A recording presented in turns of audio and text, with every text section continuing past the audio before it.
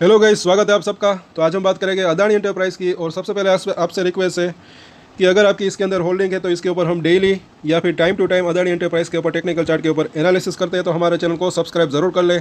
आज की गिरावट के बाद कहाँ तक जा सकता है वो हम देखेंगे, एनालिसिस करने की कोशिश करेंगे। 3000 के आसपास की क्लोजिंग रही। आज का दिन अगर देखें तो हुआ क्या, ये यहाँ पर देख लेते हैं 15 मिनट का चार्ट। तो सवेरे ही जो है थोड़ी सी गिरावट थी, बाजार भी गिरा था, साथ साथ उसके बाद थोड़ा सा हाथ ऊपर जाने की कोशिश की लेकिन वो हुआ नहीं। उसके बाद वापस से नीचे आया, 3000 को भी जो है उसके आसपास एक जो है सपोर्ट लेने की कोशिश की। फिर हल्का सा तेज़ी के साथ इसने जो है यहाँ पर एक जो है क्लोजिंग देने की कोशिश की। अब यहाँ पर कुछ हम इंडिकेटर्स भी लगाएंगे। तो ये आप देख सकते हैं वीकली चार्ट के ऊपर बुलिंजर बैंक लगाया है। तो यहाँ पर पिछले हफ्ते जो इसकी मिडल लाइन थी उसके थोड़ा सा ऊपर इसने क्लोजिंग दी थी।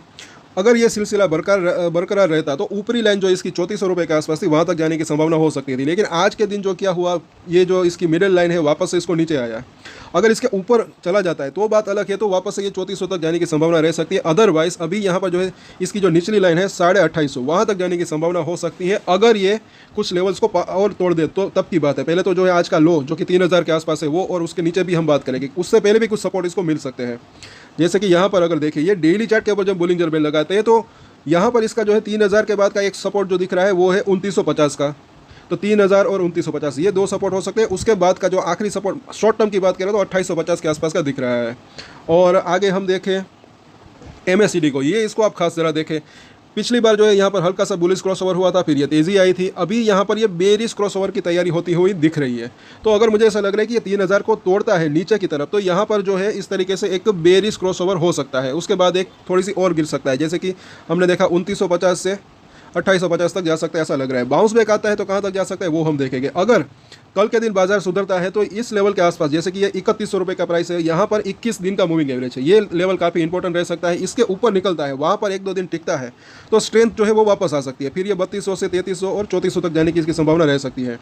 और RSI ज़रा देखें 43 के आसपास ऑलरेडी है। इसी वजह से अगर ये 3000 को तोड़कर 2850 तक आता है तो इसका RSI फिर 30 के आसपास आता है, तो वापस से वहाँ से बाउंस बैक भी आ सकता है। क्योंकि RSI जब 30 के आसपास आता है तो ये कह सकते हैं कि ये ओवरसोल्ड जोन के आसपास अगर आता है तो वहाँ से एक बाउंस बैक की संभावना रह सकती है। अब यहाँ पर ज़रा देखें 3040 का प्राइस है, तो सपोर्ट और रजिस्टेंस जो कि काफ़ी यूजफुल रह सकते हैं, उसके ऊपर आप अपनी नज़र बना के रख सकते हैं। कल के दिन की अगर बात करें तो मुझे ऐसा लग रहा है, जैसे कि हमने बात की, अगर बाजार थोड़ा बहुत बाजार के अंदर भी बाउंस बैक आता है तो ये 3100 तक जाने की इसकी संभावना रह सकती है। यहाँ पर इसको पहला रजिस्टेंस का सामना करना पड़ सकता है क्योंकि वहाँ पर 21 दिन का मूविंग एवरेज है।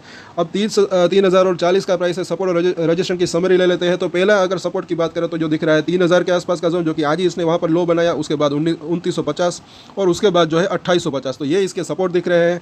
और रजिस्ट्रेशन की बात करें तो पहला रजिस्ट्रेशन एरिया इसका 3100, उसके बाद जो है 3180। अगर ये लेवल पार होता है तब की बात है, तो 3180 और उसके बाद जो है तकरीबन 3250 से लेकर 3400 तक भी जाने की संभावना रह सकती है। लेकिन अगर ये लेवल अच्छे वॉल्यूम के साथ पार होता है, साथ साथ बाजार का साथ रहता है, तब की बात है। सो इन सपोर्ट और रजिस्ट्रेशन के ऊपर नज़र बना के रख सकते हैं। आज के वीडियो में इतना ही। अगर अच्छा लगा तो लाइक, शेयर एंड सब्सक्राइब जरूर करें हमारा चैनल को। कल वापस से इसके ऊपर हम चर्चा करेंगे।